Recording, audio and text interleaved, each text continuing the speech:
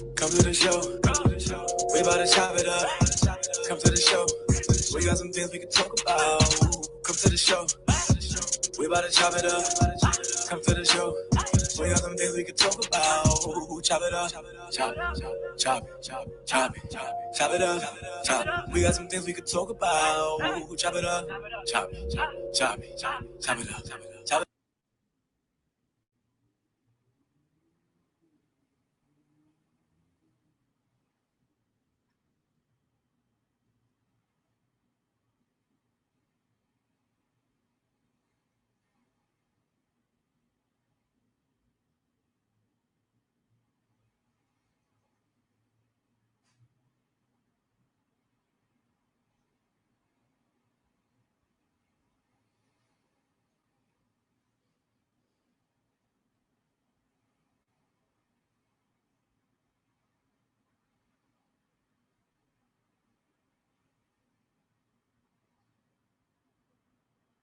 Come to the show.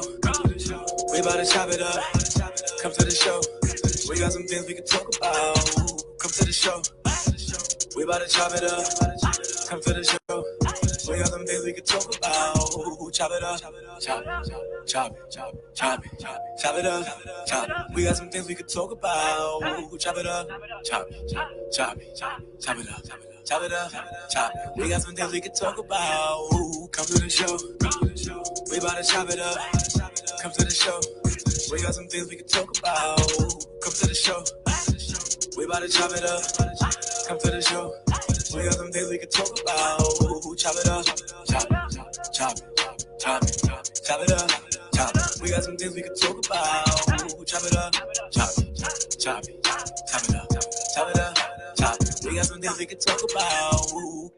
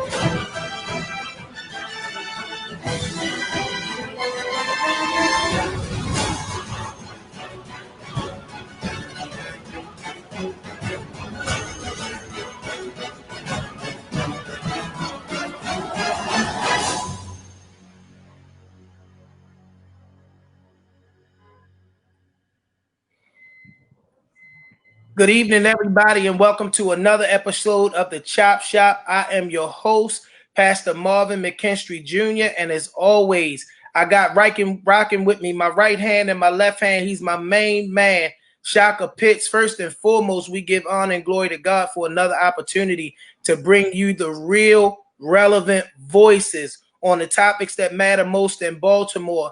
I got my beautiful co-host, Miss Bay, right here beside me, is always holding me down, and we have a great show lined up for you tonight. We are going to talk about that topic that you hear all over the place: defund the police. Well, we got some people to tell you what that really means and what that really looks like. But before we do that, we want to jump into the news. As of Friday at 5 p.m., Baltimore entered phase 2 of its recovery program, or its reopening process. In a statement, Mayor Jack Young said, "While we continue to work to combat the spread of COVID-19, I'm pleased to announce Baltimore City will be shifting into its second phase of reopening. Businesses and services," Mayor Young said, "I have been carefully weighing a combination of factors, including our health-related data, and economic impacts of continued closure, and I have made the decision to expand reopenings effective 5 p.m., and that was on Friday. My immediate post on Facebook and Twitter was use wisdom, because we know that we're going to keep it a stack. The reality is this reopening process and plan, if you're listening to it, it's always focused around businesses because economics is priority one. What do you think, Shot? You preaching to the choir right now, good brother. I'm with you 1,000,000,000% on that. I feel like for me, again, I'm paying attention to what the medical population is saying, because a lot of this stuff is financially driven, and I'm not trying to be a number because of numbers, if that makes sense. Right. And as a pastor and a church leader myself, man, one who has to make decisions that impact a lot of people, I'm riding right with you, Shot. We in no rush to go back, not if it's going to compromise anybody's health. So again, everybody continue to use wisdom in this process of returning, reopening. If you're a business owner, whatever the case may be, you got employees, be really considerate that lives are always above economics. And when they're not, you got a bigger issue. So Rayshard Brooks, man, he was laid to rest today in Atlanta in the historic Ebenezer Baptist Church, where Reverend Dr. Martin Luther King was the pastor for many years.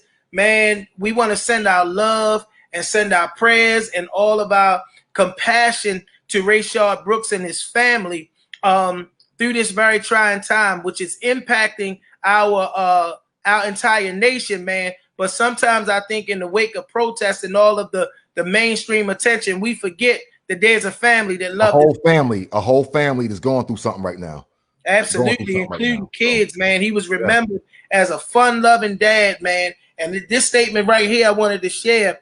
They said that he was a fun-loving dad that was taken away by a racist legal system of imprisonment, probation, and police violence.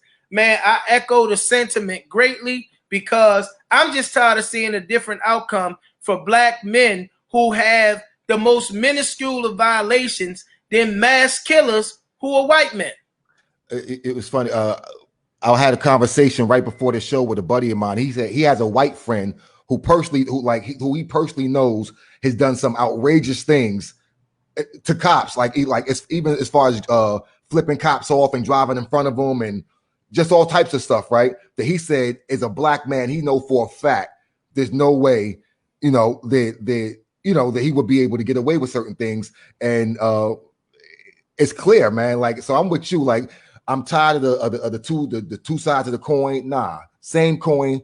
Let's call it for what it is every single time. Other than that, y'all playing with us, man. Y'all playing with us. And I'm tired of being played with. Tonight, I'm sorry for cutting you off. No, go ahead, brother. That's why this conversation is so important tonight. But I read a very, very, very interesting article. I'm not going to give a lot of detail on it because I'm hoping that maybe we are worthy enough to maybe get the spinoff of this conversation. But Dan Rodricks went one-on-one with the Democratic mayoral nominee, Brandon Scott. Everybody kind of looks at it as though his work is done, but he does still have an election to win in November. And they asked him pertinent questions on a lot of the issues that are in the news now, like defunding police. Again, I ain't gonna tell you what he said because I'm hoping we can get him on the chop shop. But go to the Sun, Baltimore Sun, or sunspot.net. Look at it and read the article. It's a really, really interesting piece. And finally, in our feel good news segment today, again, y'all know I'm personally connected and I love this group. The men of We Are Us on this past weekend did it big. The rain couldn't stop it over at Dunbar Field.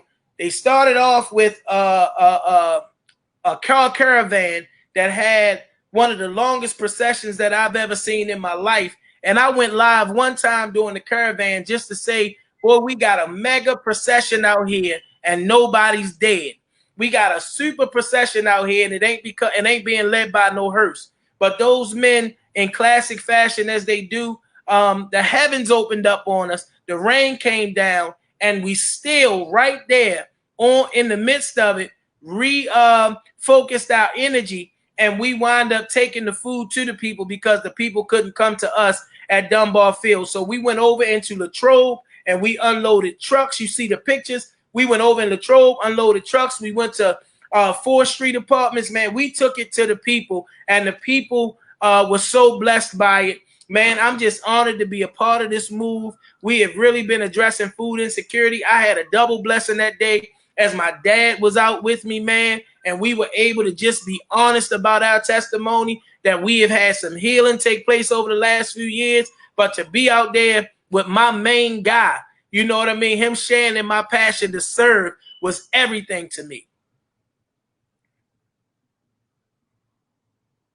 All right, Shock. So we get ready to move to our Black business focus. Our Black business focus today is a young woman that I don't know when I didn't know her.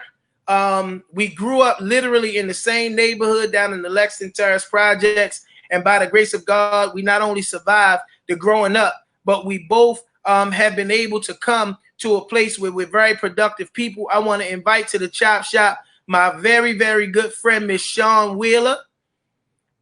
And she has a business called Earrings by Sean.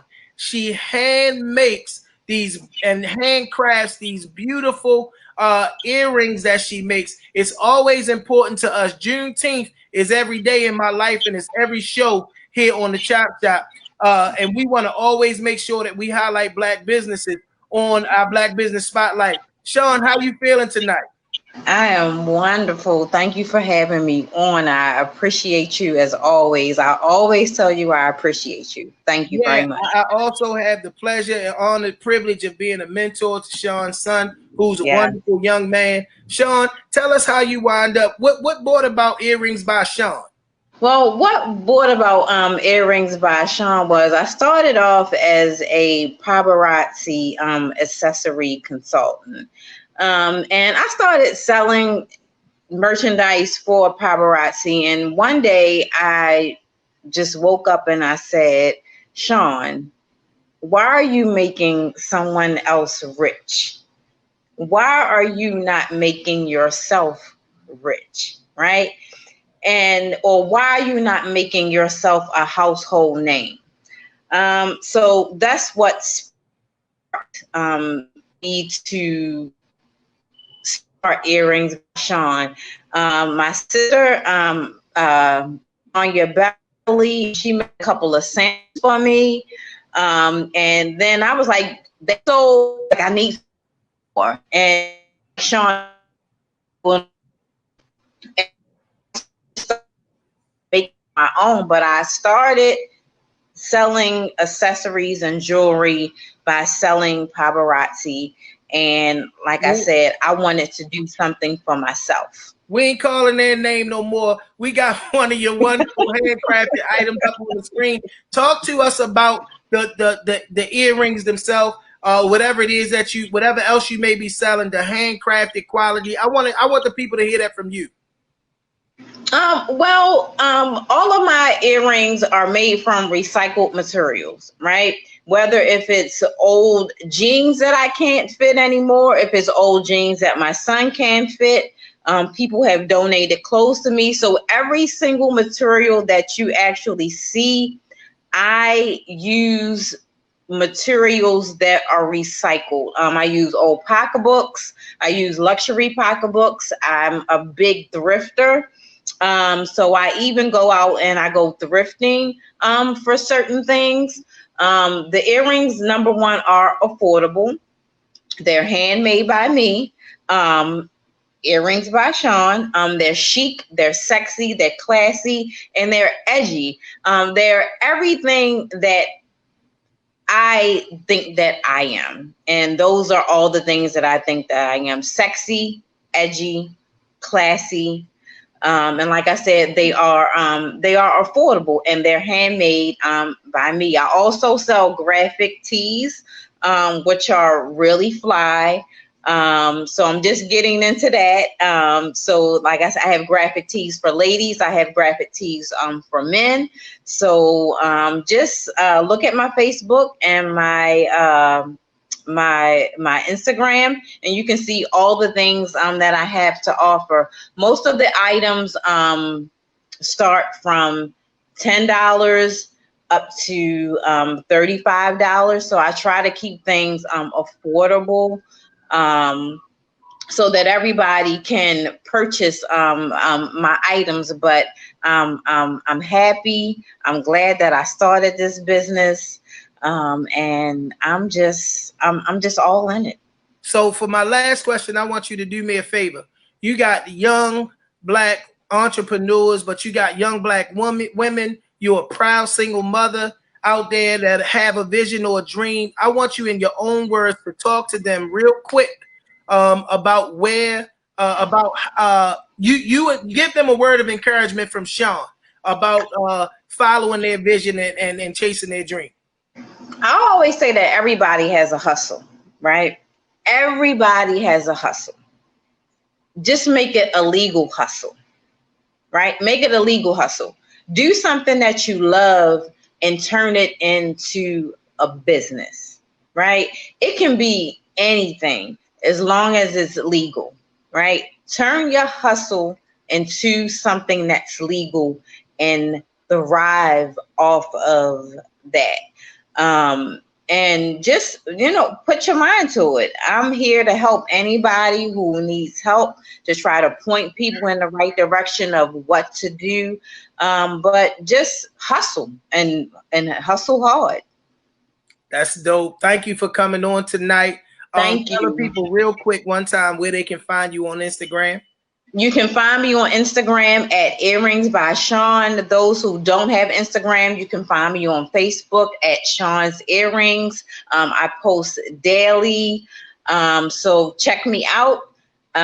Shipping is not that expensive. I try to work with people. I have Cash App. I take all forms of payment except checks. But people write checks at the bank. It's all good. Just follow me. I'm here.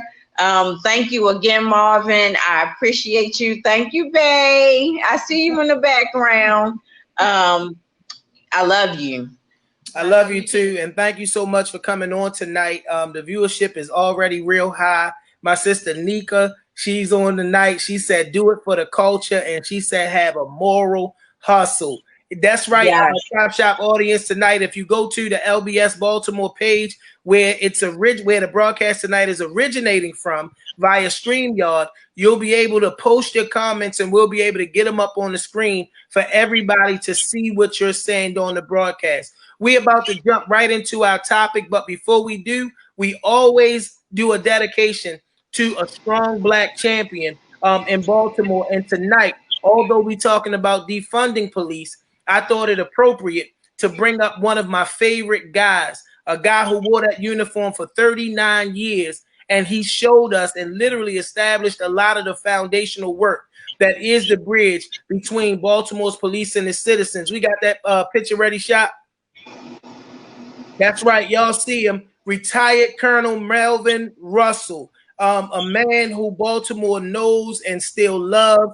I just found out when I spoke to him earlier today that he is actually celebrating his 60th birthday today. So even though it's important that we have these conversations, I wanted in this moment in Spotlight, where we normally lift up a Black champion for Baltimore, to lift up this great man who's a man of God and who was a man on the ground, making sure that his ministry was bridging the gap between Baltimore's police and its citizens.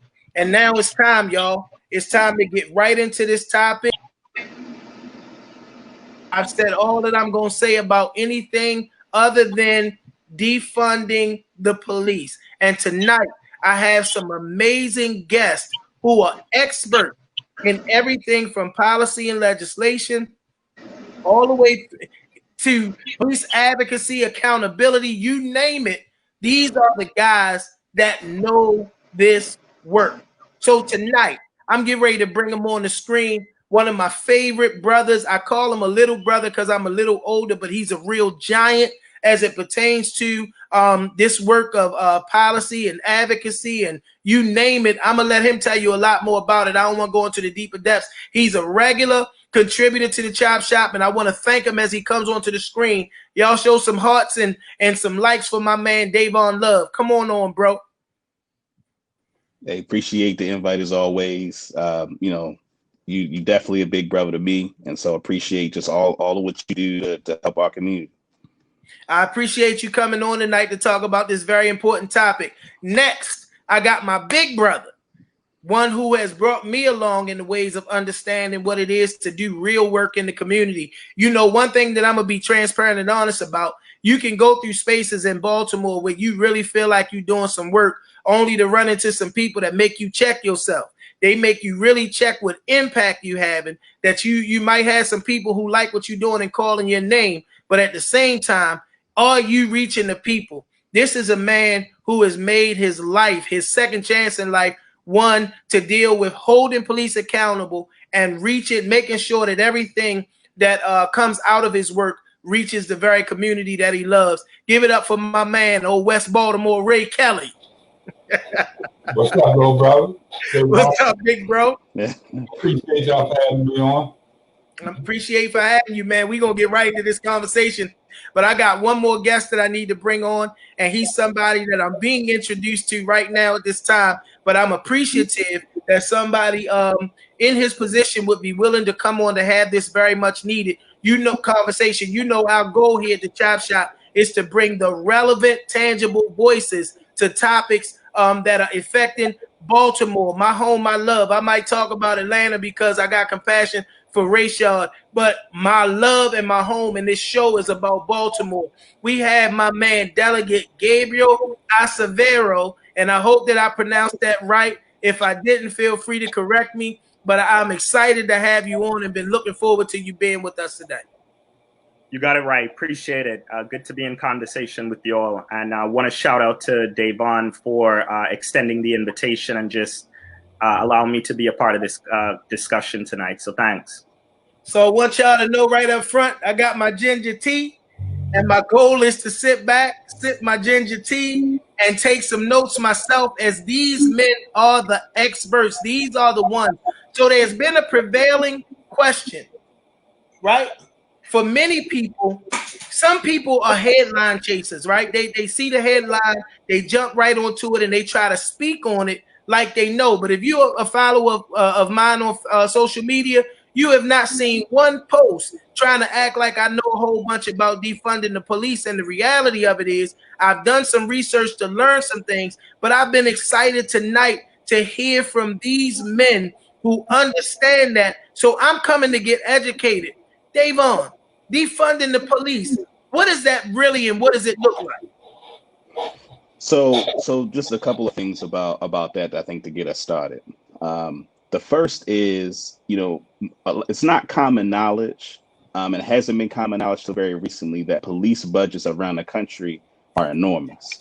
In Baltimore, I'm sure as many of your viewers know, our budget in Baltimore City, a third of it is the police, right? And so you're talking about, we broke $500 million for the second or third year in a row. So when we match how much money is spent on public safety with the quality of the service we get, I think most people come to the conclusion that those services have been not only insufficient, right, but law enforcement has actually played a role in many cases in causing more harm to our community, right? So a part of what the fundamental logic is supposed to be about defund police is, if we paying all this money, right, and it's not being effective, and in fact it's funding a police institution that's doing harm to our community, then the reaction is, well, we need to take some of those resources away, right? So that's one piece. The other piece around defunding police I think is really important is that many of us have not been able to imagine a world without police, right? And in the current world that we live in, right, police function for many people as a necessary part of the ecosystem of things that's necessary to have a healthy community, a healthy community and neighborhood. So a part of what this is about is also reimagining, like, what would it look like to really do public safety where police were not central to it. And an example of this is that when you think about, so it's common knowledge now that Martin O'Malley put forward a zero tolerance policy when he was mayor of Baltimore City. Between 1999 and 2006, the independent human rights investigation showed that there were 757,000 illegal arrests made in Baltimore City over that period of time, Say right? that number again, Davon, because I don't want people to think you said 7,500 or 75,000. Say that number again for me. So 757,000 illegal arrests, Wow. but between the time of 1999 and 2006. And in fact, I believe it was 2006 where there were 100,000 illegal arrests in that 1 year. The local branch of the NAACP, the ACLU, along with then Delegate Carter, were participants in suing the Baltimore City Police Department for that and won settlements for those who were plaintiffs on the case. So what I'm saying isn't like conspiracy theory. Like, this is stuff that has been established, by mainstream documentation. And so when you think about what Martin O'Malley did in 1999, was there was a big problem in terms of public safety. And what he did was he campaigned on, I'm going to have more police, and he campaigned on tough on crime.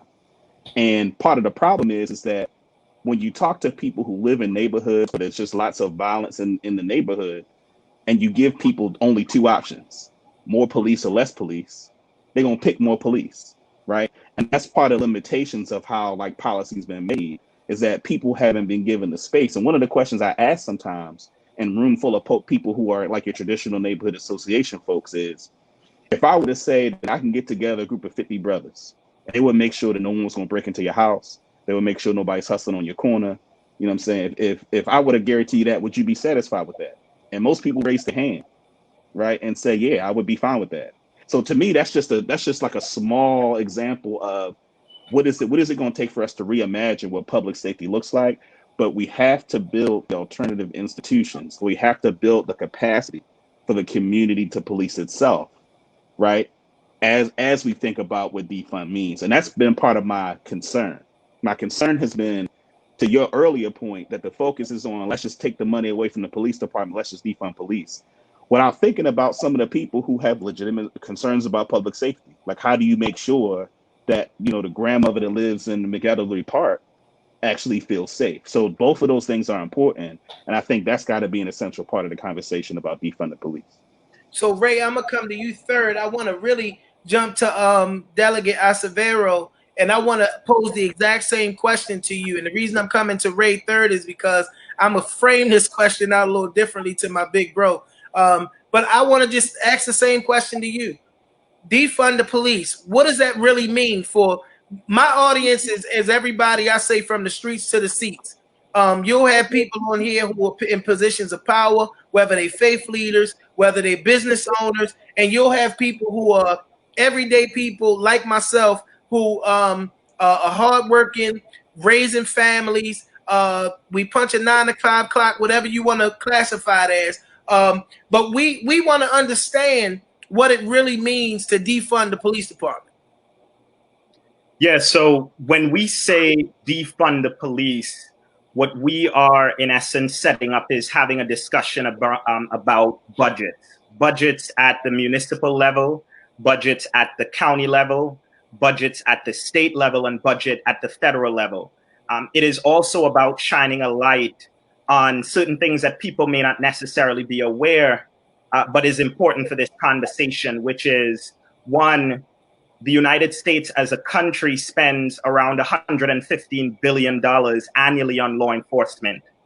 We spend more on law enforcement than other countries allocate for military spending, right? Mind you, this is not a military spending budget. Our military spending is around $732 billion annually, and it's growing.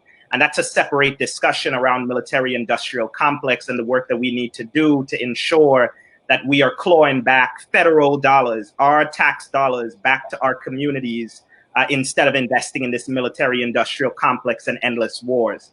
But as a country, what we spend annually is around $115 billion on law enforcement, right? As a state, we spend over $2 billion on our state police and correctional services combined, right? And at the county level, just speaking for Montgomery County, where I live, we spend around $300 million annually on our police department. And so when we're saying defunding the police, this is a budgetary conversation. This is about numbers. This is about budgets as moral documents, right?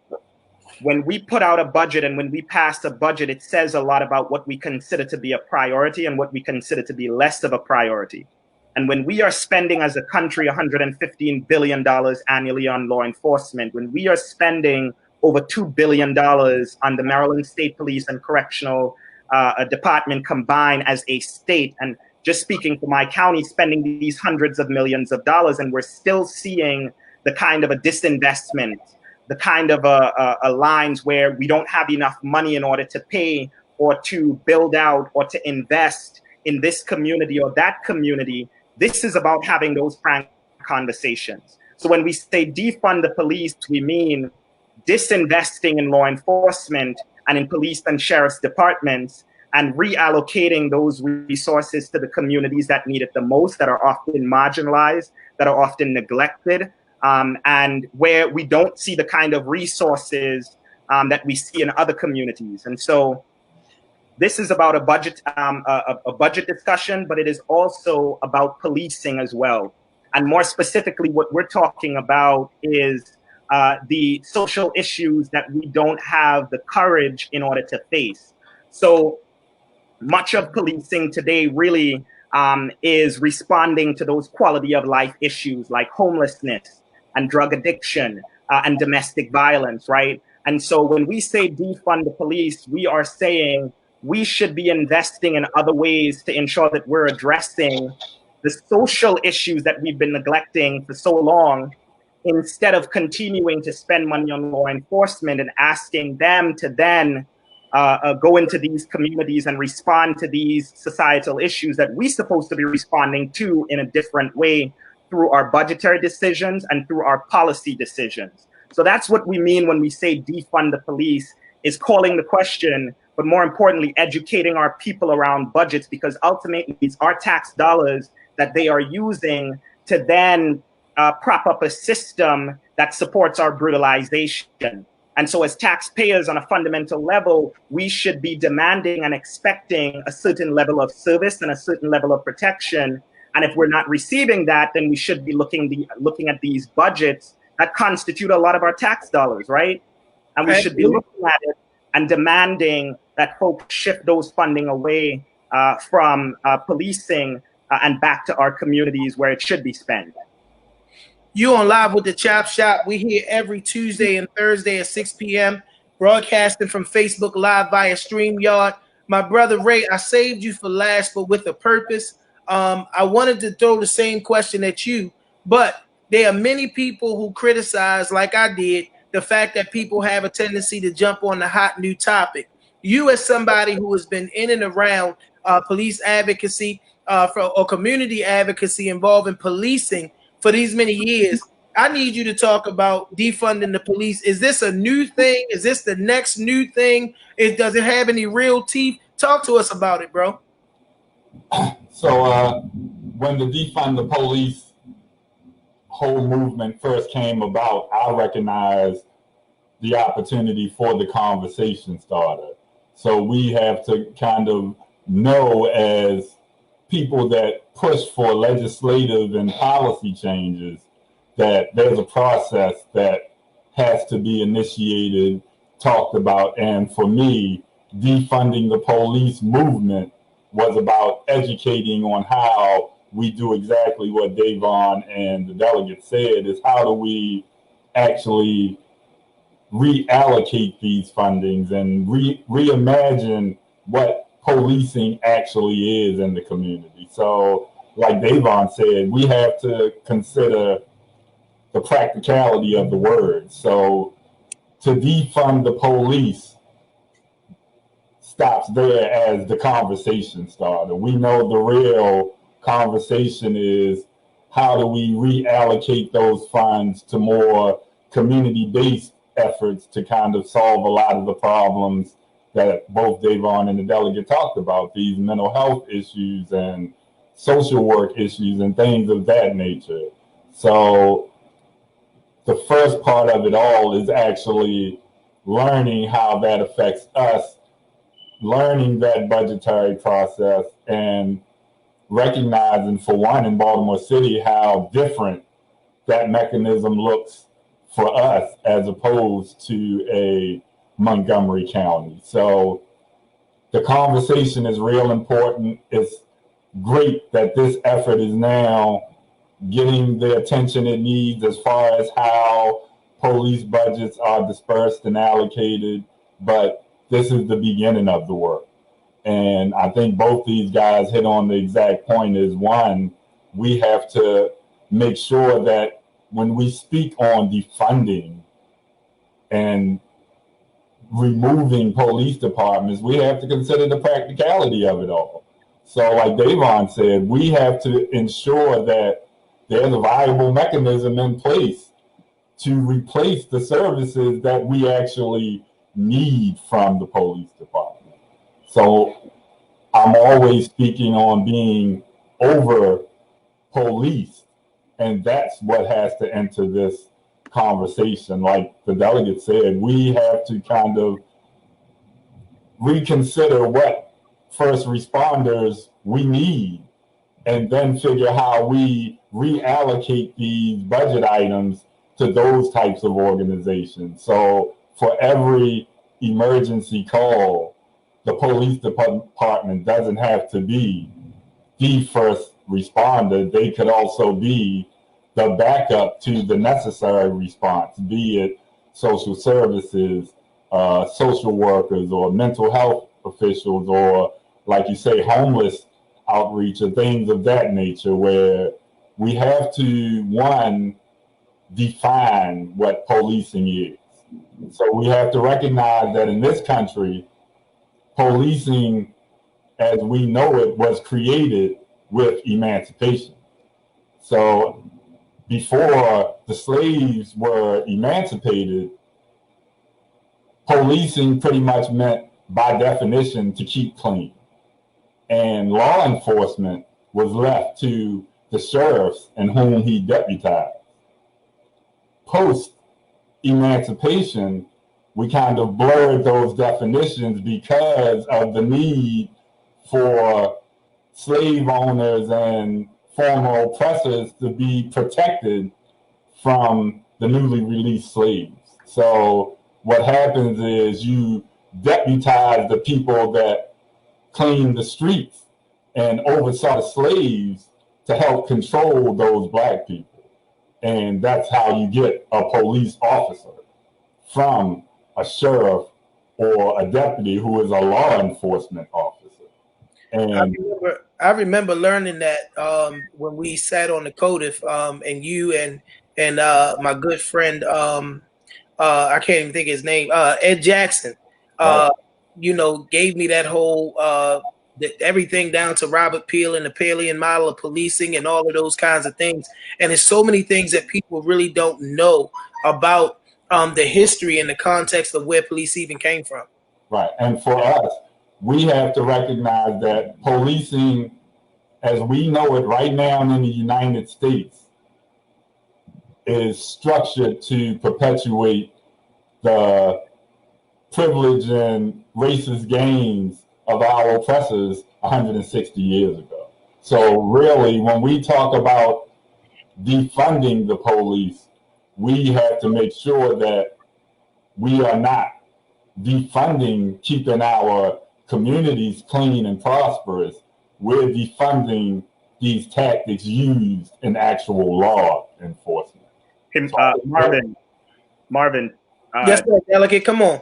Yeah, just to just bring this home so that folks understand even more just why it is, as talking specifically as Black folks, we not only need to be reading budgets and budget items, but why we need to ensure that we are clawing back resources in our into our communities. I'd like to remind folks that as a state, Maryland spends more on corrections than it does on higher education annually. And this is all while we are being sued as a state by our state's 4 historically Black colleges and universities for being underfunded for hundreds of millions of dollars.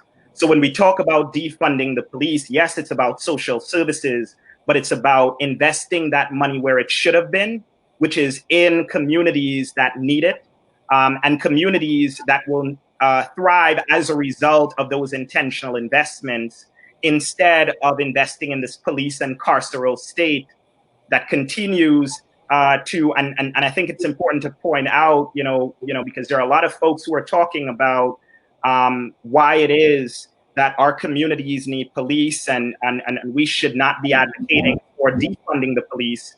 But keep in mind that Black communities are the most over-policed communities in the United States. So when we're advocating for additional policing or to fund police and sheriff's departments, in essence, what we are advocating for is greater policing, greater criminalization, greater prosecution, and no real public safety.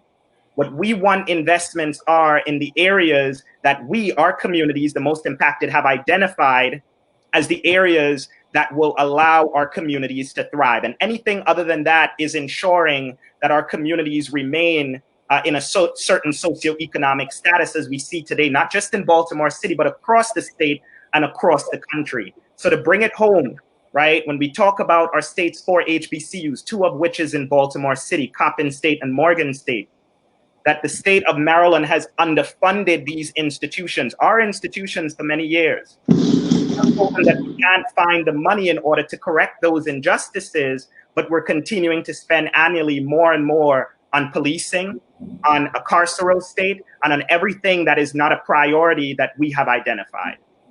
Man, Davon, I got to come to you next because I have a Baltimore question for you, right?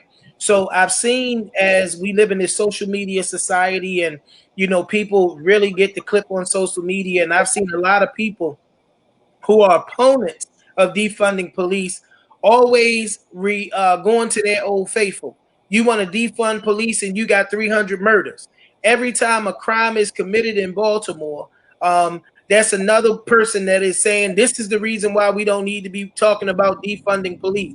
Can you please talk to that person who doesn't understand the reactive aspect of policing? And I don't even want to guide your statement. Can you please talk to the person who uses we had 300 murders? What about the crime numbers as it pertains to the reality of imbalance that's associated with policing versus the crime numbers that they continue to throw around? Yep. So three things I want to highlight there. The first is that, and I think I mentioned this the last time I was on, the Fraternal Order of Police is the most powerful police organization in the world. And it is responsible for the most part for why police budgets are so bloated. So when you think about just think about lobbying in general, right? And you think about the fact that there are companies or special interests that pay folks to do advocacy in order to protect their interests. The Fraternal Order of Police has done advocacy, local, state, federal, to be able to get all these dollars to be invested in policing. The reason why that's important is because the FOP has a financial interest in the bloated infrastructure, in the bloated spending that exists for police. Combine that with the fact that, and you actually mentioned it on the intro, the kind of promotion for the show, where there's a 36% clearance rate. So if we just go with the argument. Let's just assume what we I think all agree is a bad version of the argument. Let's just assume that police are crucial to being able to address issues of public safety. Part of the problem is that the evidence that the clearance rate is so low clearly demonstrates the fact that the current way that police is constituted is not effective, right? So we paying $500 million for something that isn't actually effectively solving the problem. So what that should say, just from a common sense perspective, if we spending all this money and we're not actually able to accomplish the goal, the stated goal that it's supposed to accomplish, that should tell us that the solution of giving that thing more money to fix a problem it doesn't fix well just doesn't make sense, right? And so I think that's a part of where, to Ray's point about doing this practically, right? Because we understand that as the world currently exists, there are certain places where you would need police, right? Because there aren't institutions stood up at this moment that could do the functions that police, traditionally would do. But I think our conversation should be about how do we begin to build those alternatives. And so one of the things that Delegate Acevedo mentioned, this idea of like having, and Ray actually mentioned this too, like having different first responders, right? As one example, right? You know, domestic violence situation, you know, breaks out. I imagine that's a call police don't want to get anyway, right? So how do we build the infrastructure so that there are ways of dealing with that where police aren't a necessary component of that? The last thing I'll say, the third point I want to make is that one of the complicated things about defunding police, and this is the part where we need your viewers' help and all the community advocates' help. The most complicated thing about defunding police and changing the police culture, I mentioned the FOP, and a part of what they've done is that there have been times in previous sessions where they've coalesced, they form relationships with other unions, because the FOP is fundamentally a union, right?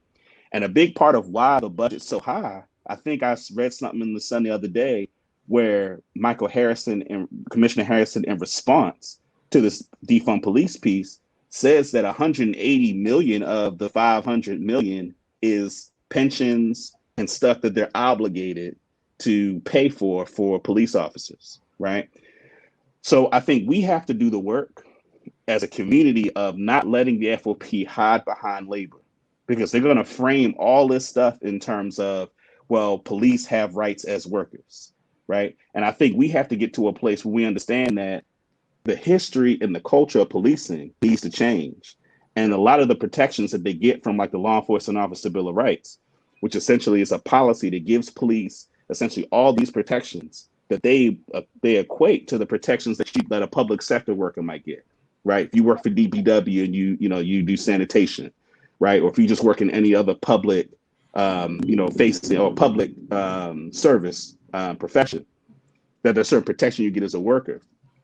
We have to be bold enough to tell our elected officials that, yeah, the FOP is going to reach out to the many major unions that fund people's campaigns, that a lot of our people belong to. And we have to have the will to say back to the FOP, you're on your own. Like, it makes sense for public sector workers who don't have the ability to kill people. It makes sense for them to be able to have the kind of protections. But when we talk about law enforcement, like, we need to make sure that we have actual oversight.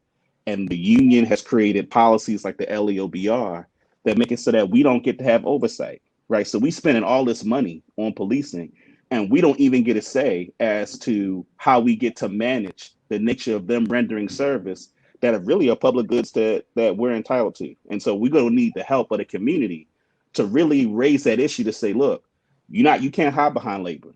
Y'all don't need this level of protections in order to do your job. And in fact, the kind of protections that the FOP wants are the kind of protections that get in the way of actual good police, but also get in the way of actually being able to really address the issue of public safety. We're not going to be able to address public safety really unless we're able to change how policing is done.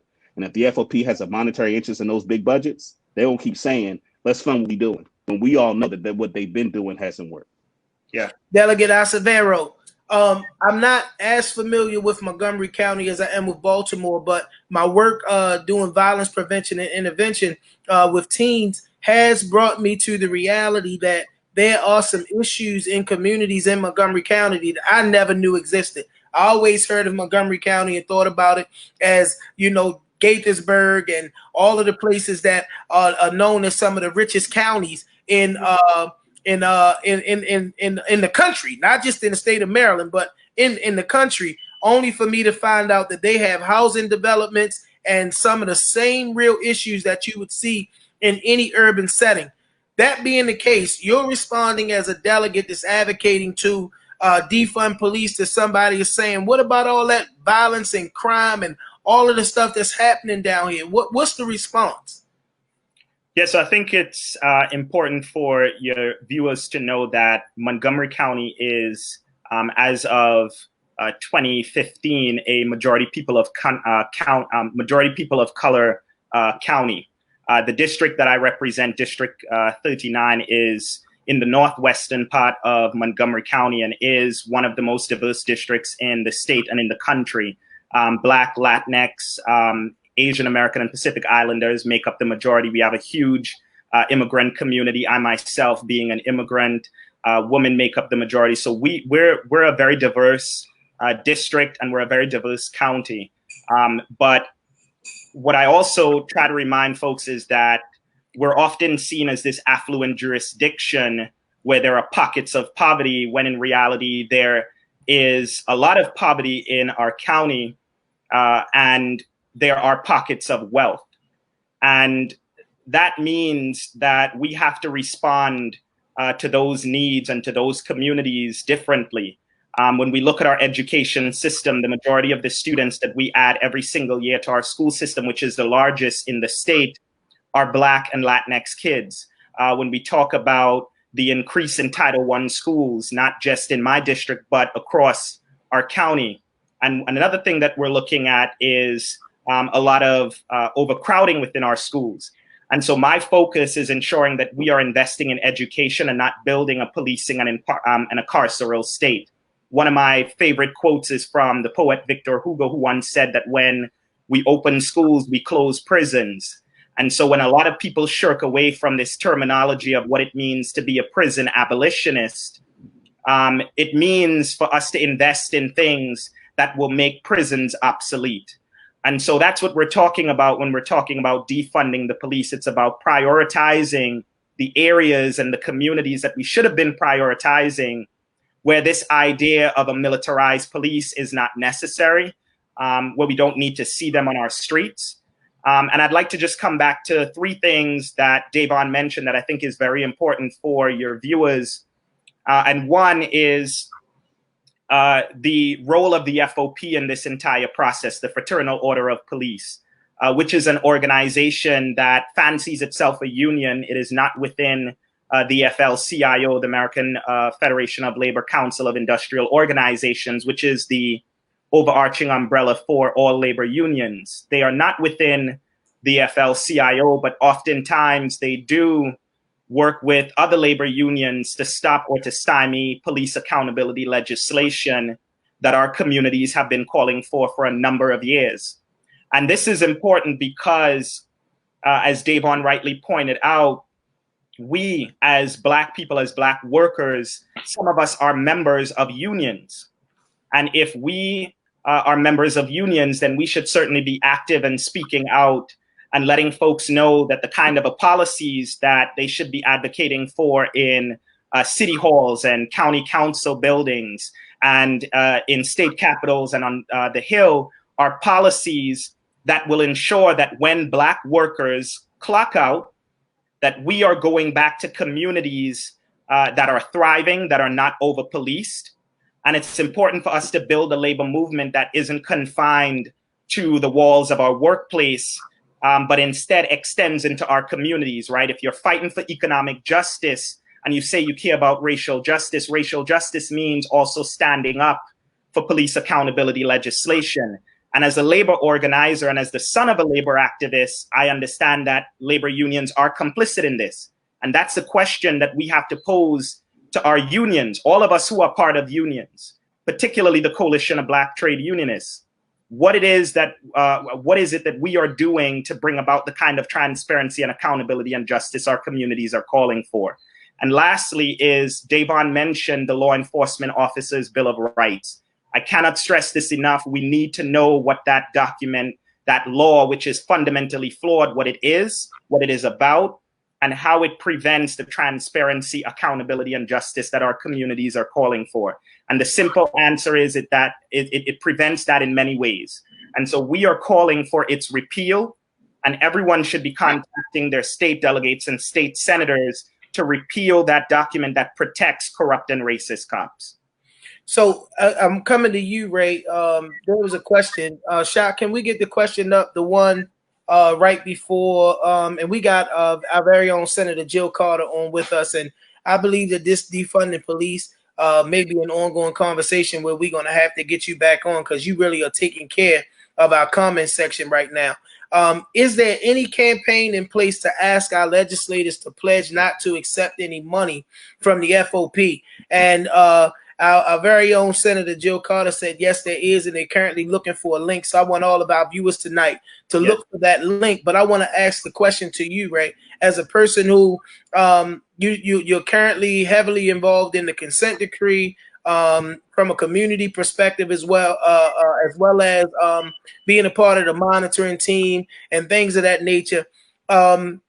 Over your years as a community advocate for fair and for fair policing, how do these side deals, amongst this old boys network really impact? And I'm talking because we're going to have this conversation about what needs to happen in Annapolis versus what's happening in Annapolis with this next wave of questions. But how do these side deals with this old boy network that continues to happen? How is it isolating us from being able to get the change that we need to see? Well, I think in Baltimore we have compounded issues with beyond just the old boy network. We have old legislation. We're not really a city agency. We're a state agency, and really we have a establishment that's been not accountable to anyone for years. So it's kind of hard to break that actual culture. And that's why we are under a consent decree. And that's why we have to kind of push to make sure we get this stuff done. I feel like in the past 4 or 5 years, what we haven't had is stability in our representation to actually commit to making this a priority. So I think, once again, as we call for attention to the process and the discussion about what this really means, that we actually have to have an intentional conversation in Baltimore focused on how do we incorporate policing into the real conversation, which is public safety. And right now, I think it's up to us to kind of force that mandate on the police department to dismantle that good old boy network, because there's still an embedded culture of policing in Baltimore City and around the country for real that we've yet to overcome. So we hear that all the time, the need to be able, Davon, to kind of attack the structure and the institution that's in place. But one of the things that was just asked by Brother Malcolm Ruff, what do you all propose should replace Leober to bring accountability and oversight to public safety in Maryland? Now, before you do that, answer that question directly. I want you to give us a little bit of history around Leober and how it came to be, because that's another one of those things that I was fascinated by when I learned about it during my time in CODIV. And then go right into how you, and I know what the answers are, but I'm here tonight to make sure that your voices are heard. So go right into what do we propose in opposition to Leober? So to the history, Maryland actually has a pretty interesting place in the history of law enforcement officer bills of rights that exist around the country. So Maryland is one of 16 states that have a law enforcement officer bill of rights. It's framed in many respects, when you read the actual statute, it reads in many respects like a labor agreement. And a big part of what it does, with the way it's functioned, it was codified in 1972 or 1974. But in 1975, the Maryland FOP actually hosted a national conference. I believe it was on the Eastern Shore of FOPs around the country, because they saw how valuable of a tool it was to have a law enforcement officer bill of rights. And so it includes things like, one of the things that I think is the most easiest to explain, you have things like officers have, it was at one point 10 days, now it's 5 business days before they're required to make a statement on the record when they've alleged to have engaged in misconduct, right? Or that the only people that are authorized to engage in the internal investigation of an allegation of misconduct is sworn law enforcement, right? So those are just 2 examples of the ways in which police are allowed to police themselves that are enabled by the Law Enforcement Officer Bill of Rights and our mandates, so that individual municipalities can't go outside of that. The solution, so a part of, LBS is one of, I think, 60 organizations at this point that have put forward kind of a preliminary set of demands around what the legislature should do in 2021. And one of them is a full repeal, ideally a full repeal of the Law Enforcement Officer Bill of Rights. There's some people's immediate reaction to that would be, Well, that's completely one-sided, right? You're giving too much or not giving any leverage to law enforcement.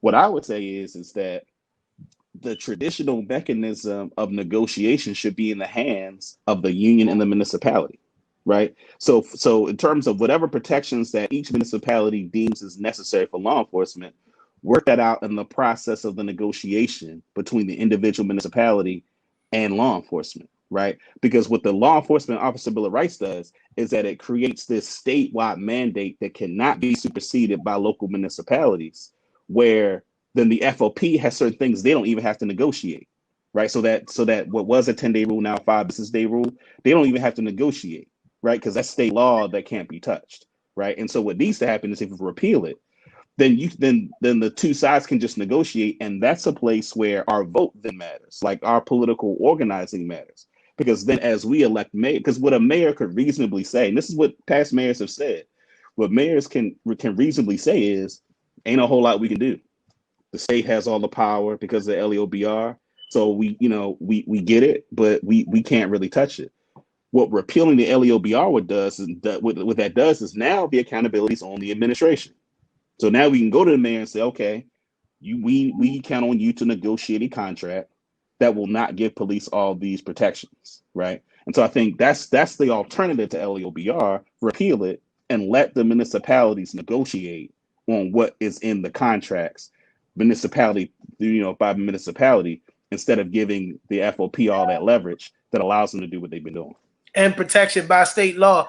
You on Live with the Chop Shop. We on every Tuesday and Thursday at 6 p.m. right here on Facebook Live via StreamYard. Delegate Acevedo, what does it take to repeal LEOBR? The same thing that it takes to get anything done in state capitals and in places of power, which is us as people having the will and organizing, as Stokely Carmichael Kwame Ture once will often put it, organizing is the tool of the oppressed. And so if we're acknowledging that certain communities across, whether it's Baltimore City, Montgomery County, or the state of Maryland, or this country, that are being disproportionately impacted by an oppressive system, then we must organize as a people. We must not only educate ourselves, and this is why we're talking about laws like the Law Enforcement Officers Bill of Rights, which Maryland was the first state to pass in the early 1970s, in essence, giving this blueprint to America on how to protect corrupt and racist cops. And I think what's important in this conversation when we talk about LEOBR as a labor document and labor unions and workers' rights, today at 1 p.m., we had our first meeting of the Police Accountability Work Group.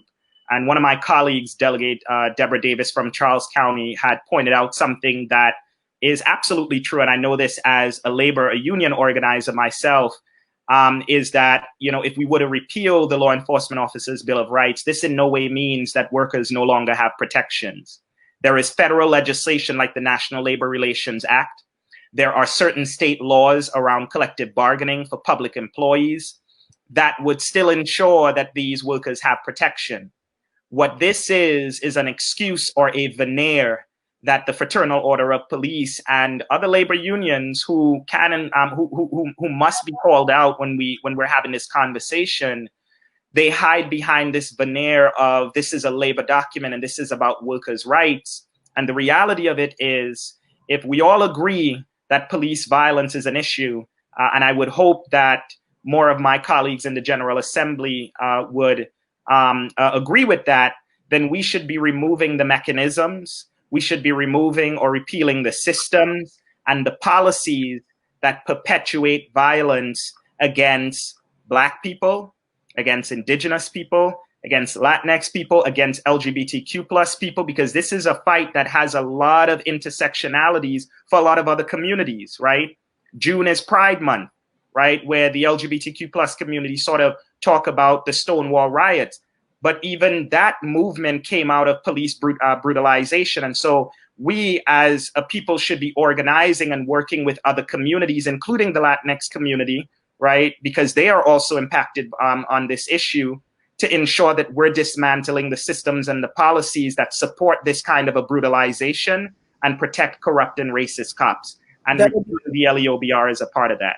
Can I jump in? Can I jump in real quick? I want to ask you a specific question, and then I'll come right to you, Davon, because some of the things that I've seen is as we see basically our African American community begin to organize, you see people who are in a lot of cases, and I'm gonna just say what it is. You see the LGBTQ community who voices their opinion or voices their need for advocacy in a way that seems to be in spite of what the Black community or Black and brown communities are doing in general. Then we've seen where there are women's groups who also come out and say Black women are victimized by Black men. Then you see you have people who ask the question that during the most recent Baltimore protest, you didn't see a Hispanic-led protest, while Hispanics are impacted greatly by these police issues. What would you say are the challenges to the coming together where it seems like there is so much intersectionality of the issues for all of these populations? Yeah, no, that's an important question. I think I want to push back on a couple of things. One, and I think it's important to acknowledge this. There would be no LGBTQ plus movement if it were not for Black and Latinx, queer and trans people who decided that instead of being thrown out, that they were going to throw bricks at the system. And in fact, people like Marsha P. Johnson and Silva Rivera, who have been fighting police brutalization for a number of years, were the people who are in the forefront of that movement, right? And Black LGBTQ plus people have always understood that we exist at that intersectionality, and that means that we are impacted in many ways. And so we have always showed up for that fight. I won't agree that LGBTQ plus people do not show up to that fight. Black LGBTQ plus people, Latinx, LGBTQ plus people of color have and continue to show up for this fight. The issue lies with white LGBTQ plus people who historically have been advocating for policies and issues that fit, in essence, their community and don't pay particular attention to the issues that Black and brown LGBTQ plus people have been fighting for some years. Good example. I was a part of the marriage equality fight here in Maryland, but I also recognize that this was a concern of the white LGBTQ plus community.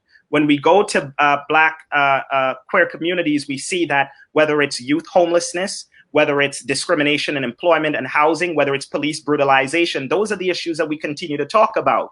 So I want to lift up those individuals and organizations that have been speaking out and continue to speak out against police violence. What we need is white LGBTQ plus folks who are affluent, well-to-do, oftentimes don't live in the impoverished and rural communities that that we live in. Those are the people we need to be inviting in and holding accountable, because there would be no Stonewall if it weren't for us fighting the police, right? As far as Latinx and Hispanic people, as someone that identifies Afro-Latino, I can tell you that there is intersectionality for this issue, right? There are Black Latinos, and there are Black Latinos who have been present and have been showing up to this fight for a very long time, myself included. Even before I ran for the General Assembly, I was in the streets of Baltimore City and in Annapolis, seeing the kind of games people were playing when it came to the issues that we were saying our communities would like to see, right? And we ended up passing cosmetic legislation. And this is why we're having this conversation right now, 5 years after Freddie Gray, 4 years after Sister Corin Gaines was killed in Baltimore County, right? 2 years after Anton Black and Robert White in my county was killed, right?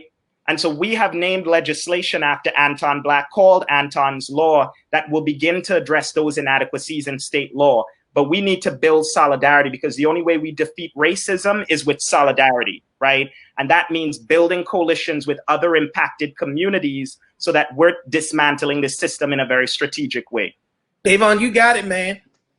Yep, and I think, and this dovetails actually really nicely with what Delegate Acevedo just mentioned, which is that one of the mistakes that I think is often made And I think it's a mistake that is made.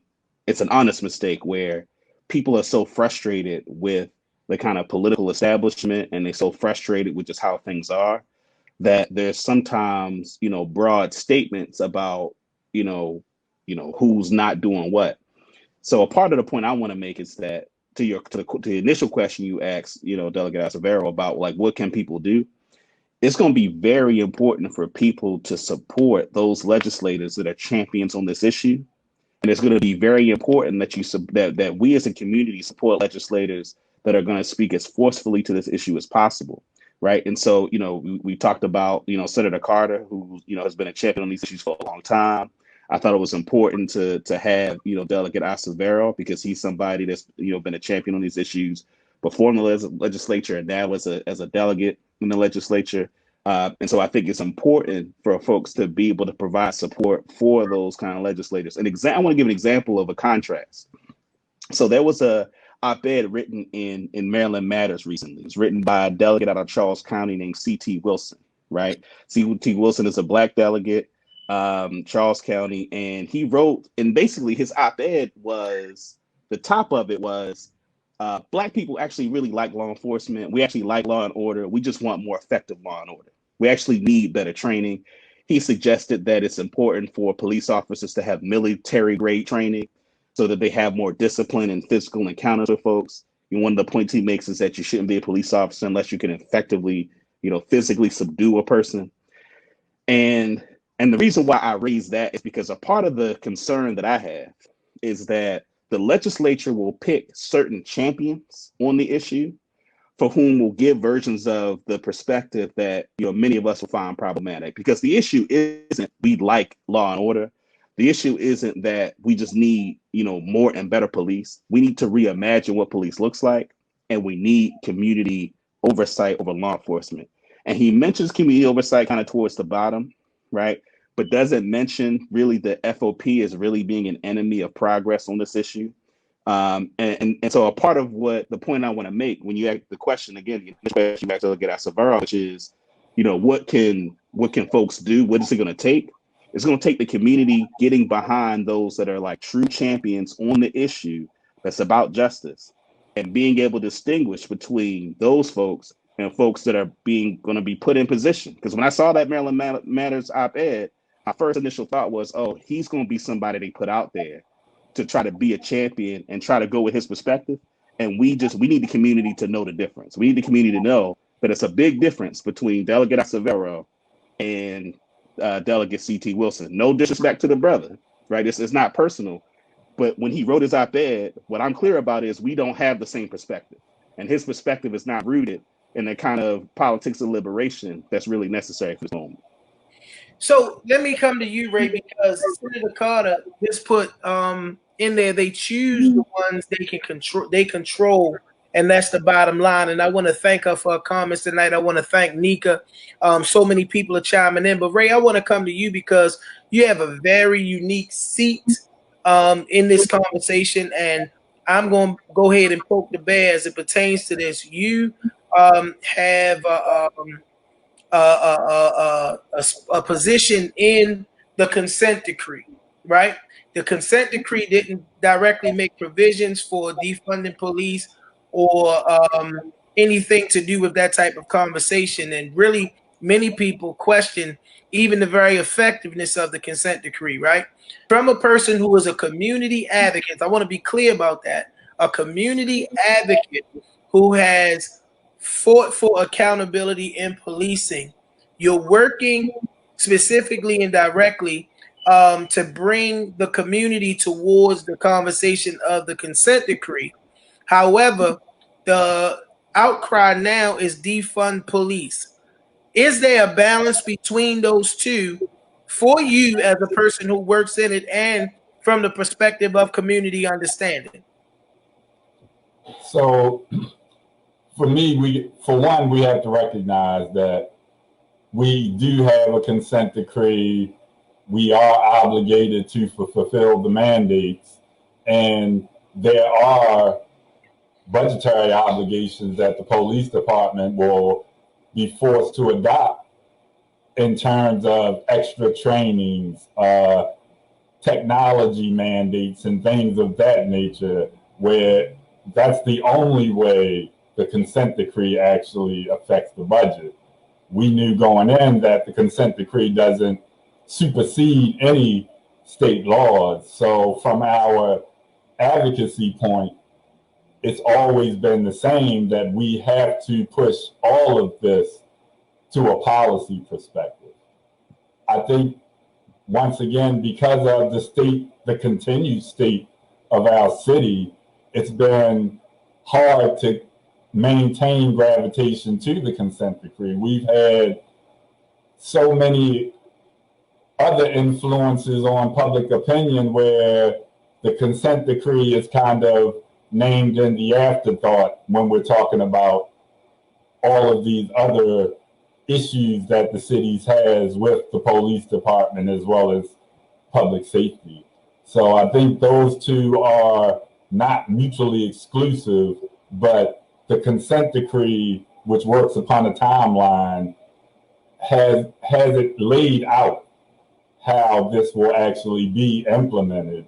And I think, once again, that influence and prioritizing of the mandates in the consent decree has to be echoed and amplified by our representatives and community. So we know it's rough times in Baltimore City. The consent decree will get blamed, just like legislation was blamed before the consent decree when there's still issues. But for us as community advocates, we know that the bottom line is we have to keep fighting until the actual change comes. So the consent decree for Baltimore City is probably the sharpest and the newest tools that any city has for police reform in the country. And I think what has to happen is we got to get some mechanics out there in our legislation to actually know how to wield these tools and make them effective and make them a priority, feel the sense of urgency that the impacted communities actually felt when we fought for a consent decree. I want to swing over to you, Devon. Senator Carter said the consent decree was specifically negotiated to comply with racist, oppressive, that impede accountability. I want to say from my work on the CODIF, I was flabbergasted by a few things because I came in not having a lot of experience and understanding the legislation and all of those sort of things, but to know that as we talk about oversight and accountability being one of the main components that has brought about reform in places where it's been implemented effectively, that there was no real, the recommendations that CODIF were to make and actually made have no cemented place in the consent decree, right? That's one, that we were to make recommendations, but the recommendations had no real strength, even in the consent decree, for their deployment into process and procedures. I sat in the city solicitor's office one day in a meeting as we aggressively sought them to, as one of the parties, go to Judge Bradar and ask the judge to make the recommendations that came out of CODIF an actual fixture, something that had to be implemented, just like the technology, the training, and some of the other things that are check marks, right? And we were flat out told no. Then there was another place that kind of really got to me when I realized that whatever we came up with would still be kind of overshadowed by legislation like Leober and things of that nature. Talk to me, man, as a person who goes to Annapolis, a person who does this work, a person that really assisted, worked with us, and walked with us through the process of coming up with community or oversight recommendations and things of that nature. Where is a person like yourself, right? Where are you really at with this consent decree? Does it create lanes for the defunding or a level of policy and things of that nature to be implemented that can bring about real change. I want the people to hear what your perspective is as it pertains to this. So consent decrees can be tools.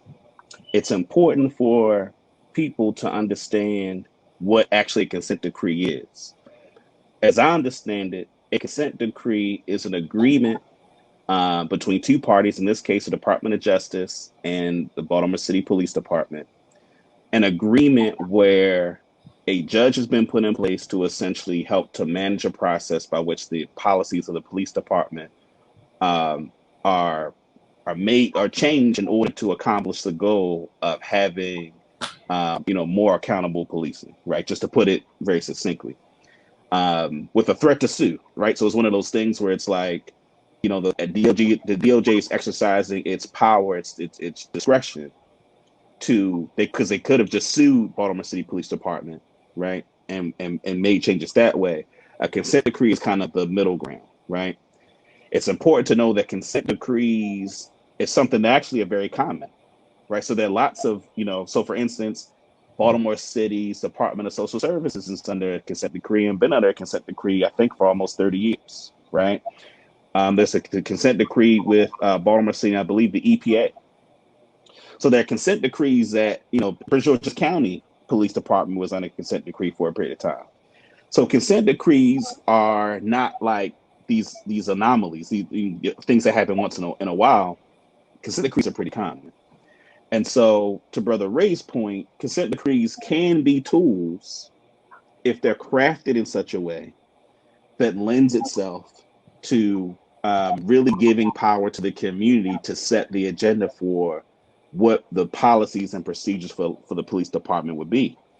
And the extent to which, like, my own involvement and LBS's involvement was in the beginning trying to help push the consent decree, in terms of the language of it, to be more about giving community power over decisions that are made about policy within the police department, right?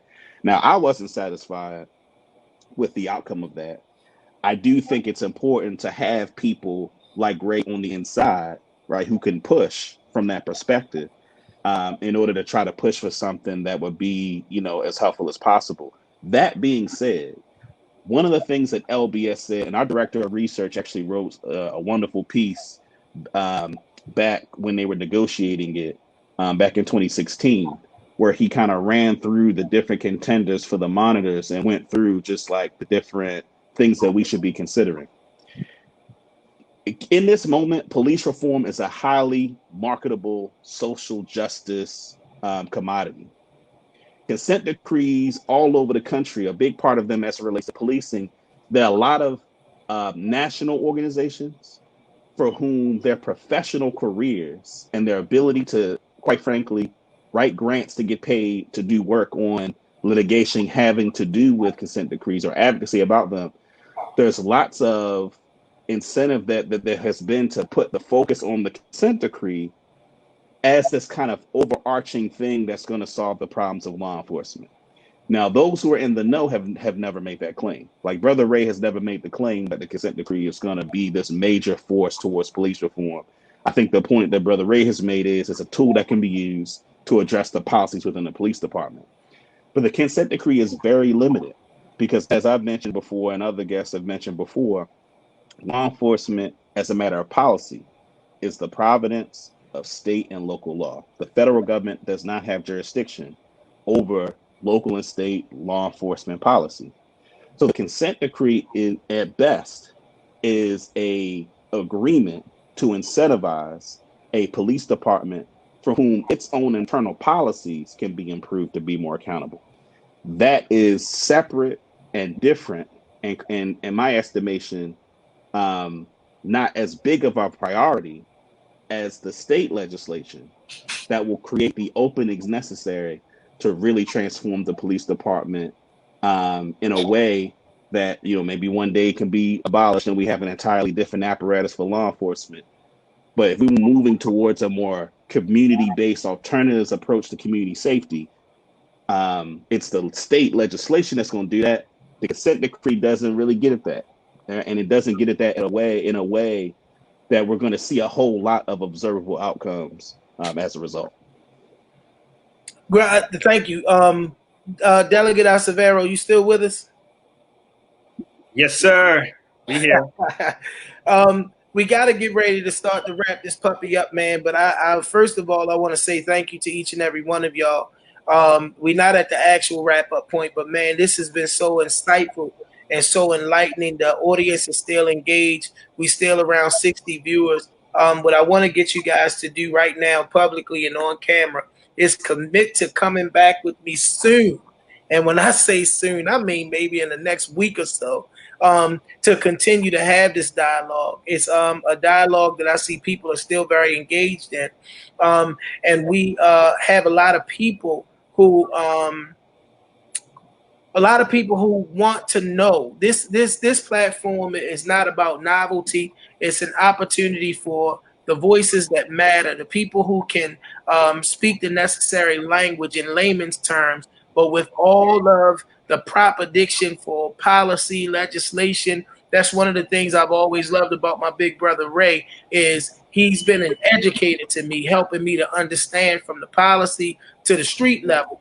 And that's what this show is about. So if I can get you guys to commit to come back on, that we may be able to do a part 2 of this show sooner than later, because it's very, very important that we continue this dialogue. That being said, I want to go right around the spectrum to give you guys the opportunity to have, for tonight, final words, some closing remarks, what directions and instructions you want to give to the almost 60 people that we still have on this broadcast, as we look to move forward until we come back to finish this dialogue.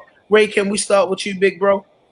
Well, I think for me, it's going to be the same as everybody else. Is we got to focus now on how we finally focus on changing the legislative oppressive policies that's been perpetuating this for over a century. And I think we followed the lead of those that know this legislative process locally and the advocates and representatives that can get us there. Thank you. That's it, bro? That's it, man. I think if it's that simple. Get involved, be involved in the I was surprised. I ain't gonna lie.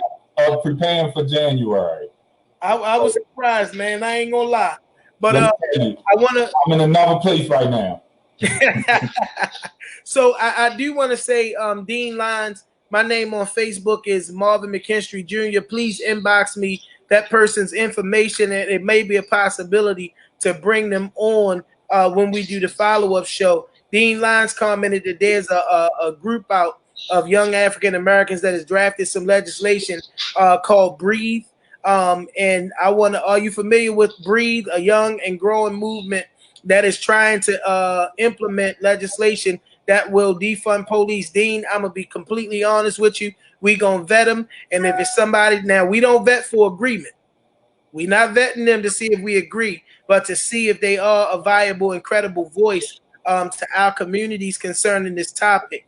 And I'll actually consider bringing them on for the follow-up show. But Delegate Acevedo, I want to give you the opportunity now, while we still have 60 people on this broadcast. And if it wasn't for my engineer and me loving him enough to release him to be able to have a life this evening, we wouldn't even be cutting it off. But since I got the commitment, I want each of y'all to voice your commitment to come back and do a part 2 of this conversation. Delegate Acevedo, give us some closing remarks, please. I want to thank you again for the invitation, and to my brother Davon Love for allowing me to be a part of this conversation, a really important conversation. As an organizer, I always believe in call to actions and action items after every discussion. And I'll continue to say that organizing is the tool of the oppressed. And so as oppressed people, we must not only understand who represents us, so everyone needs to know who their 3 state delegates, or in some instances, 1 or 2 state delegates and state senators are. Meaning, who are the people that represent you in Annapolis? You need to know who they are. And you also need to be in touch with them and let them know what our demands are. And the only way you can let them know our demands is when you are following organizations like Leaders of a Beautiful Struggle, like ACLU of Maryland, following trusted legislators like Senator Jill P. Carter from Baltimore City, others like Eric Barron, myself, on this issue, and ensuring that you are making the demands of your elected officials the demands that are rooted in our communities. Those closest to the pain are closest to the solution. And there have been a number of times that we presented solutions to police violence, and it's time that we ensure that our elected officials listen to us and we echo what those solutions are. And so they put out, and LBS is a part of this group, they put out 5 recommendations that include repealing the Law Enforcement Officers' Bill of Rights, that include transparency in police misconduct investigations, that include getting police and law enforcement out of schools, that include independence for Baltimore City Police Department, so that the people in that city are having greater control over their police departments and the way public safety is administered. But we have to know all these things, and then we have to make those demands of our elected officials.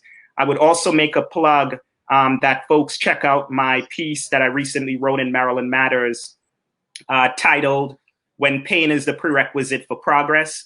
And this is a piece that I wrote, not just reflecting on my time doing this work, but also speaking to the kind of solutions that we need, such as the passage of Anton's Law, named after Anton Black. If you are out here rightfully calling for justice for George Floyd and for Sister Corin Gaines and Brother Freddie Gray, you should also know who Anton Black is, and you should also be calling justice for Anton Black and his family. And we should be supporting Anton's Law and calling for the repeal of the Law Enforcement Officers' Bill of Rights. And lastly, I will also say that when the cameras have left, when the clout leaders have left, when the crowds have gone back into their homes, and when the sensationalism around Black death has dissipated, are we going to show up in these spaces of power, meaning not just in city halls and county council buildings, but in Annapolis, in your state capital, because state legislatures are in the driver's seat of this issue. And so the real question is, when all of that comes to an end, and we know it will, because there's always a sensationalism around Black death until that time passes, are we going to continue to show up as oppressed people? And are we going to demand that the people, non-Black people who call themselves allies, are they going to show up and demand that these systems and policies be dismantled? So continue to organize, continue to be engaged, and follow what it is that folks like Defund and organizations like LBS and Senator Jill P. Carter and myself are doing in Annapolis. Thank you. Thank you, Delegate Acevedo. Defund, I saved you for last, man. I wanted you to be able to not only speak to this in the tone of Baltimore advocate like Ray, but because you have a voice to that mighty millennial group that's out there, that's organizing, that has decided that they're no longer going to take this. Can you give us some closing remarks with respect to all of those elements? And again, I need to hear, because I ain't heard from Ray or Delegate Acevedo yet in their closing remarks, but I'm going to ask y'all again. I need to hear your verbal commitment to come back and continue this conversation. Yeah, no, I'm definitely, come back. I want to say again, I really, enjoyed this conversation. Really appreciated, having a conversation with the brothers that, was in this conversation about policing, and look forward to expanding the conversation, to have other voices involved that also can lend themselves and their expertise to this topic. So just a lot of appreciation. Last thing I want to say is, and this just really echoes both what Brother Ray said and what Delegate Acevedo said. And there are 5 names that I want to give your audience that are going to be really important. See, part of the issue when you think about, like, how is it that folks who are in power came to power? So, brief history lesson, when you think about the conservative revolution, right? The response to the civil rights movement and all the other movements that were, Black Power movement, environmental movement, women's, all that. The response were conservatives went and built institutions. and they built institutions to be able to create a policy platform that they can use to be able to give their playbook to conservatives, take over local legislatures, take over state houses, and force their agenda. And it culminated in the election of 1980, in the election of Ronald Reagan. Similar to what we have today, Donald Trump is not an anomaly, right? There was the Tea Party movement, right, that organized and took over state houses and state legislative seats, really, super conservative, many of which sympathizes to white nationalists, to create the kind of political environment that a Donald Trump can be elected president. So the local stuff is local, but it sets the tone for national stuff, and it sets the tone for what policies are able to be made through. And so it's important that as a community, we're equipped with the information about who to target, because sometimes we blame stuff on the mayor don't have power over, right? Some people might go and yell at the mayor about education, well, the mayor don't have much control. In Baltimore City, the mayor don't have much control over that. And so it's important to know who to go after, who actually has the power to address the things we want to address. I want to give 5 names. First 2 names I want to give are the chairs of the judicial committees, both in the House and the Senate, right? So on the House, we're talking about Luke Clippinger, who's a state delegate, represents a 46th district in Baltimore City. So a Baltimore City delegate is the chair. Chairs have tremendous power. They essentially decide what will come through their committee and what goes to the entire floor. So Luke Clippinger, state delegate from, represents a large swath of South Baltimore, Southwest Baltimore. Luke Clippinger, he's a state delegate, 46th district. And because he's Baltimore City, we have a lot of sway over what he does. So it's important and I saw Miss Cynthia Gross say that she lives in the 46th district. So we need people like Miss Cynthia and others to really get on Luke Clippinger to make sure that whatever bill comes through his committee is a bill that us and our networks are satisfied with. Second name, Will Smith. He is the chair of the Senate Judicial Proceedings Committee. That's the committee that Senator Jill Carter is on. Will Smith is a delegate out of Montgomery County. He's someone that I've, been able to develop a pretty decent relationship with. I still think he hasn't proven himself in terms of being a staunch champion for racial justice. And so I would put the challenge to him, and need your viewers to put the challenge to him. This is his opportunity to step up and really show, whether he's really going to be a champion on these issues. This is his opportunity to really do it. So that's the second name. The third name is Vanessa Atterbury. Delegate Vanessa Atterbury is the vice chair of the House Judicial Proceedings Committee. So she's the vice chair to Luke Clippinger that I mentioned earlier. But she also was designated by the Speaker of the House of Delegates to chair the police work group that Delegate Severo mentioned earlier that had meeting at 1 p.m. today. So Vanessa Atterbury chairs that committee. She's a delegate out of Howard County.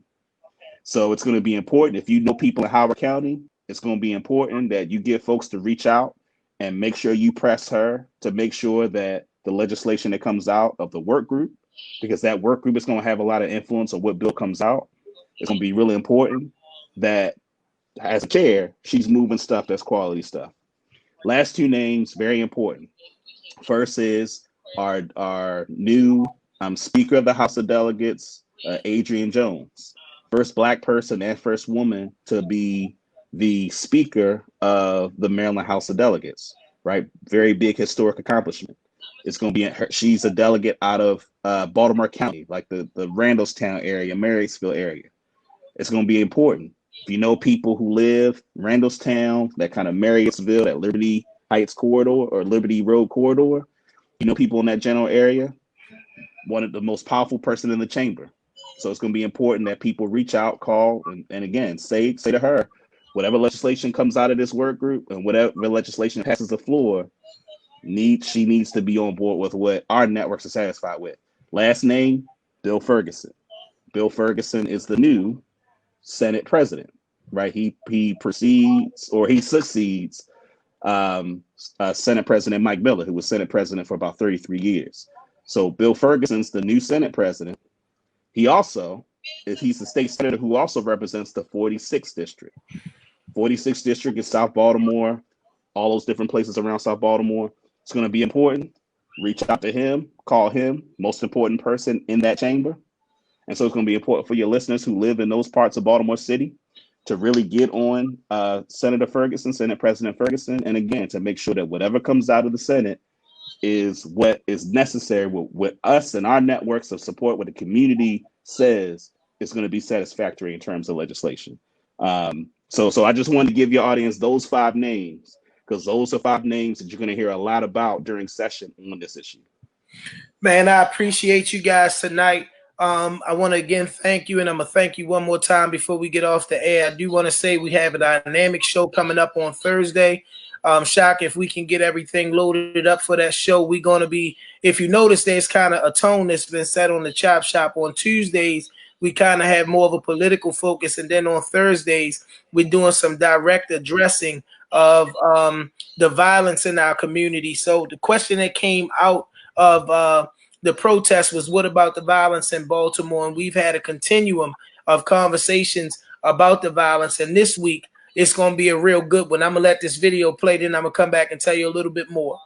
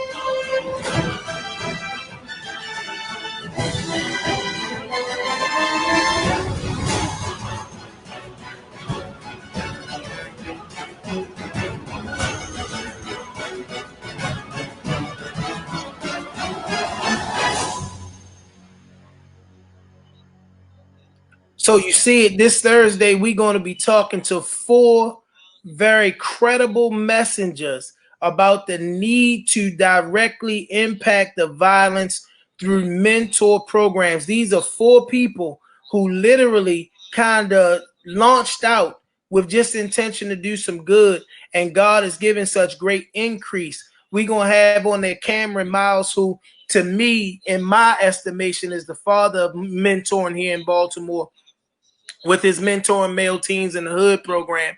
We're going to have on Damian Cooper, awesome man of God who has Project Newmar that is doing great things in our city, impacting our youth. We have my brother and my friend, Jarrell Wilson, who is the founder of For My Kids, and one who continues to carry on the legacy of Keon Carpenter due to great work that Keon has started here in Baltimore with youth through athletics and beyond. And we have Tagana Duncan, who is at Fermanagh Templeton Elementary School, who's doing great things with his project, the STAND program, bringing men together to mentor young men in that school. We had over 300 men respond when he had his annual basketball game this year. And the 300 men were there, sadly, to make sure that there was a man figure with each of the young men in the school that didn't have one. So you hear the disparaging numbers. We're going to come on and we're going to talk about the violence from the perspective of direct intervention by mentoring our young men. I'm excited about that show on Thursday. Again, I want to thank everybody that thought it not robbery to come on tonight to be with me. Delegate Acevero, you have my sincere thanks and gratitude. I'll be excited to see you back on. Ray, always consistent, always my big bro, always educating the people. I thank you so much for being on again. This is your second trip, and you too, Davon, my little brother.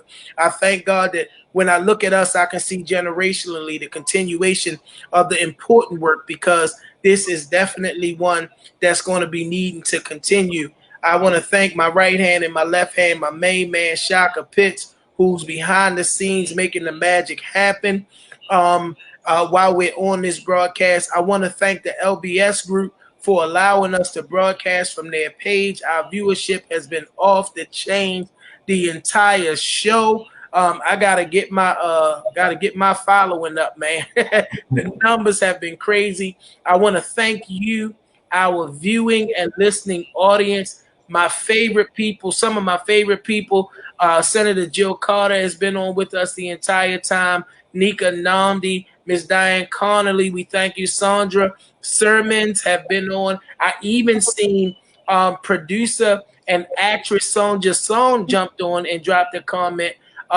Miss Erica Davies, Dean Lines. I just thank all of y'all for coming on, because there's no need to have these conversations if there's not an audience to listen. And last and most importantly, I gotta thank my co-host. She has been by my side all my life, and she's right here with me for every show. And I need y'all to understand why this is major, because it's way past her bedtime. 6 o'clock, 6:30, she will check out on me. But when I'm on here, she is right here. Mama, I love you. You want to say anything to the people? No? I'm going to bed. She said, no, she ain't rocking with y'all. She want to go to bed. Senator Carter has dealt with this sleepy lady direct, face-to-face. I just want to share this word of encouragement with us. As I said, this is something we got to be in for the long haul. 1 Corinthians 15, verse 58 says, therefore, my beloved brethren, be ye steadfast, unmovable, always abounding in the work of the Lord, for as much as ye know that your labor is not in vain in the Lord. This is the work of the Almighty that we're doing. I'm at a place in my walk with God that I don't care what you choose to call them, but you got to understand the divine impact of gifts that have been given to the work of saving our people. Listen, y'all, you got to understand that from 1619 to 2019 was the 400 years that was talked about in the enslavement of Abraham's seed. If you don't know who you are, I'm going to let you go look that one up. But we are in a divine place as we've crossed out of 2019 into 2020. There is a very real revolution. But even in that, when the popularity of it is gone and all of those things, we have got to stay committed. We've got to be steadfast. We've got to be unmovable. We've got to be always abounding in the divine work of the Lord, knowing that our labor is not in vain in the Lord. Thank you for riding out with me tonight. I love everybody on here. Again, I'm your host, Pastor Marvin McKinstry. You can catch me on the Chop Shop Tuesdays and Thursdays at 6 p.m. I'm excited about this Thursday show. And then this coming Tuesday, we're going to have a candid conversation, one-on-one, with Miss Sheila Dixon. That's right. We got her coming on in one of her first times being able to talk to the people in the city of Baltimore, where almost 50,000 people voted for her. She's going to come on and sit down with me. I don't know why I'm so favored of God to have all of these great guests, but that's a conversation you're not going to want to miss. Thank you again, LBS, for letting us broadcast from your page tonight. I'm always excited about the work that you guys are doing. Shock, it's only one thing left to say, man. KS, take me home.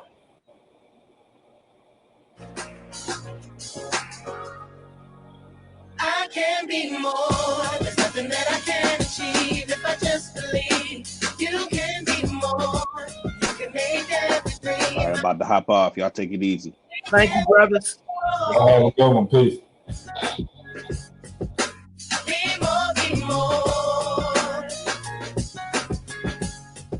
Yeah. I wake up every day and try to be more. I pray I be more. It's easy to achieve anything you believe. Like hold your head high. Girl, you got a reason to breathe. I see a rare mind. Boy, you got a reason to dream. Let's take flight. Give the children a reason to see redemption. We grow up in the jacks where it's evil and wicked. Where the people with success don't want to send you a visit. But we still finna make this life worth living. Now throw your hands to the sky if you feel it. Hey, throw your hands to the sky if you the realest. You got a vision, let's put them pistols away and make sure the OGs keep the community safe. In the world where the ladies crying, the babies dying, I think we can create that space to make a way for the ladies to ride and make baby giants. Be more, believe, let's play. I'm so in love with life. There's nothing that I can't achieve if I just believe. You can be more. You can make every dream a reality. we can.